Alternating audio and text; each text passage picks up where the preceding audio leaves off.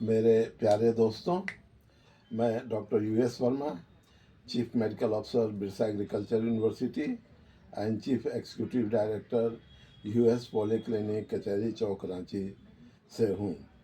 आज हम एक अति ज्वलंत जो है सो रोग के विषय में चर्चा करने जा रहे हैं और रोग है डायबिटीज़ या मधुमेह। मधुमेह एक ऐसी बीमारी है जो अनेक रोगों को आमंत्रित करता है, इनवाइट करता है। किसी व्यक्ति को यदि मधुमेह हो गई तो उसको नियंत्रण करना, हमेशा के लिए ठीक करना बहुत ही आवश्यक हो जाता है। यदि हम उसको नियंत्रित नहीं करेंगे और ठीक नहीं करेंगे तो या फिर ब्लड शुगर को एक मापदंड के अंदर नहीं रखेंगे तो क्या होगा? उसके बाद किडनी फेलियर हो सकता है, आँख का रोशनी कमज़ोर हो सकता है, जोड़ों में दर्द हो सकता है, फेफड़े में क्षय हो सकता है, लीवर की खराबी हो सकती है, स्किन इन्फेक्शन हो सकता है और बदन हाथ में जख्म हो जाएगा।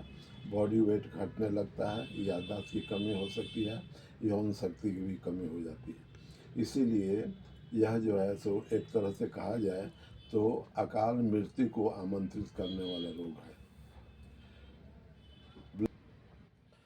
हमारे शरीर में जो रक्त प्रवाहित होता है उसके अंदर शुगर भी रहता है, चीनी का भी रहता है।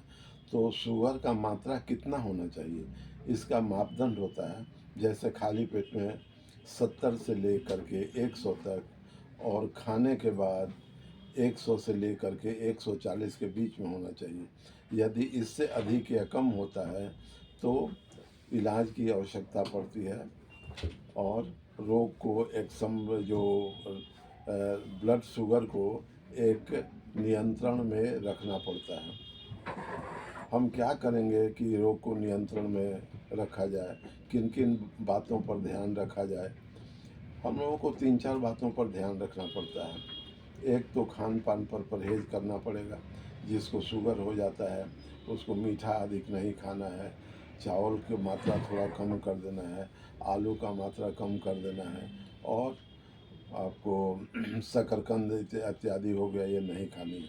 और क्या खाना है इस बात पर भी ध्यान रखना पड़ता है। हरा साग सब्जी हो गया, इसको ले सकते हैं। फल फ्रूट्स में एक सेव मात्र ले सकते हैं, ऑरेंज नहीं ले सकते हैं, अंगूर जो है सो नहीं ले सकते हैं। पर नाशपाती हो गया, काकड़ी हो गया, खीरा हो गया, ये सब ले सकते हैं। हरा साग सब्जी में और जो है सो जो सब्जी बनता है उसका प्रयोग जो है सो आप कर सकते हैं। एक तो खाने पीने में जो बातें हो गई। दूसरा हो गया कि मॉर्निंग वॉकिंग करना ज़रूरी है। इसमें योगासन प्राणायाम ज़रूरी है। और यदि हम मॉर्निंग वॉकिंग करेंगे करीब 3 किलोमीटर के आसपास डेली, योगासन प्राणायाम करेंगे, एक्सरसाइज करेंगे, इससे हमारी कैलोरी का खपत होता है और हम निरोग की तरफ अग्रसरित होते जाते हैं। तो इसीलिए आवश्यक है कि शरीर का संचालन करें, हम काम करें, हम जो है सो मॉर्निंग वॉकिंग करें। तो खान पान हो गया और योगासन प्राणायाम मॉर्निंग वॉकिंग जो है सो हो गई। अब आती है बात कि जिसको डायबिटीज़ हो गया है, कुछ वर्षों तक हो गई है, तो हम इलाज क्या करेंगे, कैसे करेंगे? और दूसरी है कि डायबिटीज़ कई तरह का होता है। एक डायबिटीज़ 1 जो आता है जो इंसुलिन डिपेंडेंट होता है, उसमें इंसुलिन लेने की आवश्यकता पड़ती है, इसलिए कि पैनक्रियास जो है उसका बीटा सेल्स ऑफ लैंगरहान से इंसुलिन बनता है। परंतु इंसुलिन बनता ही नहीं है तो क्या करेंगे? इंजेक्शन के माध्यम से इंसुलिन लेना पड़ता है और नहीं तो फिर व्यक्ति को जान से हाथ धोने की नौबत आ जाती है। तो एक तो इंसुलिन डिपेंडेंट हो गई। दूसरा हो गया कि इंसुलिन बनता तो है मगर जिस अनुपात में, जिस मात्रा में बनना चाहिए उतना जो है सो नहीं बन पाता है। जब नहीं बन पाता है तो उस स्थिति में पैनक्रियास ग्रंथि को हेल्दी कंडीशन में लाना पड़ता है। यदि रोगीला हो गया है तो, या इंसुलिन का वहाँ बनना कम है तो उसको मात्रा को बढ़ाने के लिए औषधियाँ दी जाती है। खान पान, रहन सहन, मॉर्निंग वॉकिंग के अलावे इस बात को ध्यान में रखना पड़ता है कि शुगर को हम परमानेंट कैसे क्योर करें, यही बहुत बड़ी मुद्दा है। यानी डायबिटीज़ का रिवर्सल प्रोग्राम।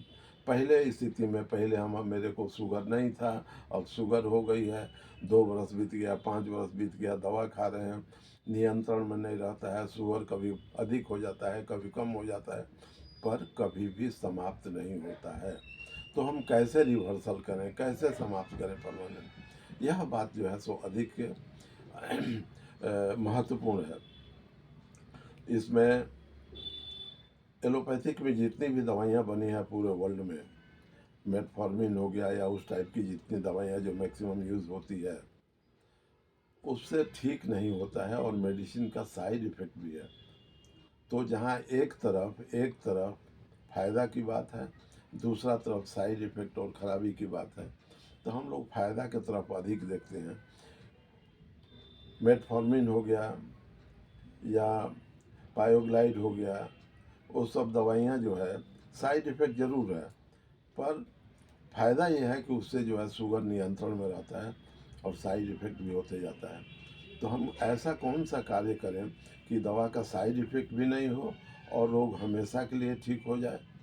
तो उसके लिए हम लोगों को और सब जो है सो देखना पड़ता है कि अदर देन मेटफॉर्मिन हो गया, पायोग्लाइड हो गया और के अलावे कौन सा दवा है जो काम करेगा।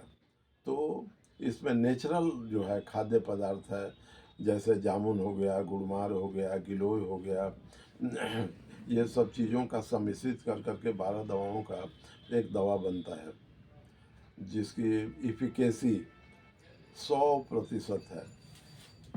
यदि 600 शुगर है, आप इंसुलिन पर हैं, 500 शुगर है, आप इंसुलिन पर हैं, तो सबको 100 पर आना ही आना है। इस टाइप की कुछ औषधियाँ मार्केट में रिसर्च करके आई है। रिसर्च में यह पाया गया है कि 500 व्यक्ति को दिया गया, तो 500 में 500 व्यक्ति को जिसका शुगर 500-600 था 100 पर आ गया। तब यह प्रमाणित होता है कि यह दवा पूरी तरह जो है सो सक्षम है और पूरी तरह सफल है। दवा का कोई साइड इफ़ेक्ट नहीं है, जैसा कि बहुत सा एलोपैथिक औषधियों का साइड इफ़ेक्ट होता है। तो उसमें आता है हिमालयन गोल्ड शुगर चूर्ण, दूसरा आता है बसंत कुसुमाकर चूर्ण हो गया, तीसरा आता है डायाबाइट गोल्ड हो गया।